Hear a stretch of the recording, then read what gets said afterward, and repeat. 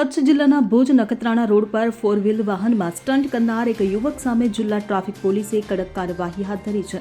મળતી માહિતી મુજબ પોલીસ મહાનિરીક્ષક ચિરાગ કોરેડિયા અને પશ્ચિમ કચ્છના પોલીસ અધિક્ષક વિકાસ સુંડાના માર્ગદર્શન હેઠળ જિલ્લા ટ્રાફિક શાખા પશ્ચિમ કચ્છ ભુજ દ્વારા વાહનોમાં સ્ટન્ટ કરનારાઓ સામે કડક પગલાં લેવાની સૂચના આપવામાં આવી હતી. આ સૂચનાના અનુસંધાને જિલ્લા ટ્રાફિક શાખાના પોલીસ ઇન્સ્પેક્ટર જેડી સરવૈયા અને તેમની ટીમ ભુજ નખત્રાણા રોડ પર ટ્રાફિક નિયમનની કામગીરીમાં રોકાયેલા હતા. આ દરમિયાન તેમનું ધ્યાન એક 4 વ્હીલ ગાડી તરફ ગયું, જેમાં એક વ્યક્તિ કારની બારીમાંથી શરીર બહાર કાઢી જોખમી સ્ટન્ટ કરતો હતો. પોલીસે તાત્કાલિક કાર્યવાહી કરી અને સ્ટન્ટ કરનાર યુવક મયુર અરવિંદ નાકરાણીની ધરપકડ કરી છે.